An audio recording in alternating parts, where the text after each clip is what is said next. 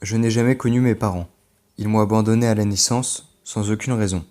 Pourtant, je ne leur en ai jamais voulu, car cela m'a permis de grandir dans cet orphelinat, où les bonnes sœurs ont su nous éduquer, avec tout l'amour nécessaire, à ce que je devienne un adulte accompli.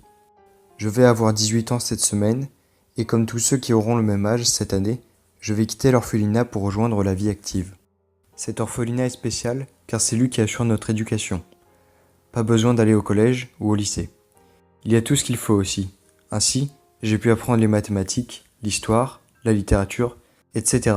sans jamais avoir à quitter l'enceinte de l'établissement. Nous n'étions pas prisonniers, nous pouvions sortir quand bon nous semblait. J'avais beaucoup d'amis à l'extérieur et j'avais même une petite amie qui voulait à tout prix que je quitte l'orphelinat en avance pour aller vivre en ville.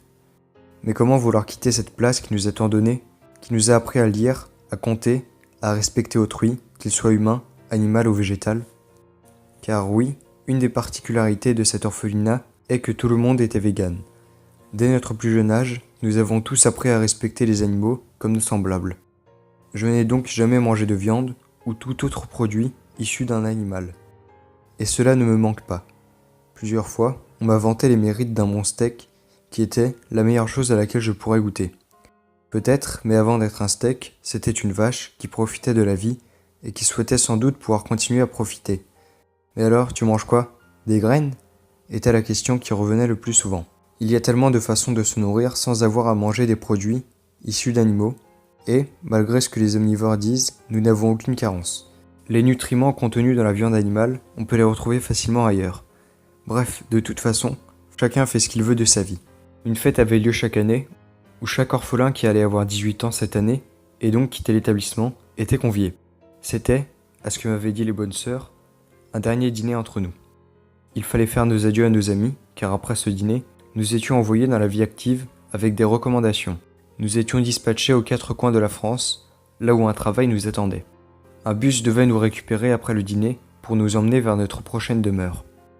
Le jour venu, j'ai préparé mes valises et j'ai pris congé de mes amis, promettant de les revoir une fois dehors, dans quelques années, quand je serai devenu quelqu'un. Quelqu'un de bien, de riche. Je pourrais alors tendre la main aux plus démunis, comme on l'a fait pour moi. On nous a placés dans une salle, au fond de la cour de l'établissement.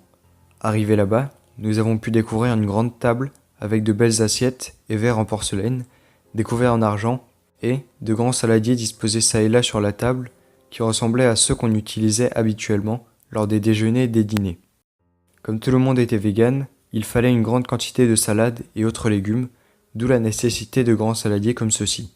Nos verres étaient remplis de vin blanc. Normalement, nous ne buvions pas d'alcool, mais comme nous allions bientôt être adultes, il fallait marquer le coup. Nous nous sommes tous installés, et sous le regard bienveillant des bonnes sœurs, qui nous avaient éduqués, nous avons porté un toast, tous ensemble pour une nouvelle vie. Je n'avais jamais bu d'alcool pour ma part, on m'avait prévenu de ses effets anesthésiants, mais j'ignorais qu'un simple verre pouvait me mettre dans un tel état. Mes yeux se fermaient, et j'avais de plus en plus envie de dormir. De plus, j'entendais des bruits autour de moi, des bruits sourds, suivis de sons gutturaux. Enfin, un bruit de liquide, comme si un robinet était ouvert et que l'eau coulait dans un lavabo. Et puis il y avait une odeur de sang, ce qui n'était pas banal lors d'un dîner vegan. J'ai tourné la tête pour voir d'où venaient ces bruits étranges. C'est alors que j'ai assisté à ce spectacle horrible. Les bonnes sœurs, qui nous avaient éduqués avec amour, qui nous avaient donné tout ce dont nous avions besoin, qui nous avaient inculqué ce respect si profond pour toute chose, se livraient au massacre de mes camarades. Armée d'une batte de baseball, elle tapait dans la tête de mes camarades, puis leur ouvrait la gorge à l'aide d'un couteau affûté, avant de laisser leur sang se vider dans un des saladiers qui étaient disposés sur la table. Je ne comprenais pas ce qui se passait et pourquoi elle faisait ça. J'avais de plus en plus de mal à rester les yeux ouverts, je sombrais dans l'inconscience. J'ignore ce qu'elles avaient mis dans nos verres, mais ce n'était pas que de l'alcool. Avant de fermer les yeux définitivement, j'assistais au massacre de mon voisin de table. Une fois le travail fait, un bracelet était attaché à son poignet sur lequel je pouvais lire « Humain bio, nourri avec 100% de produits végétaux, certifiés sans OGM ».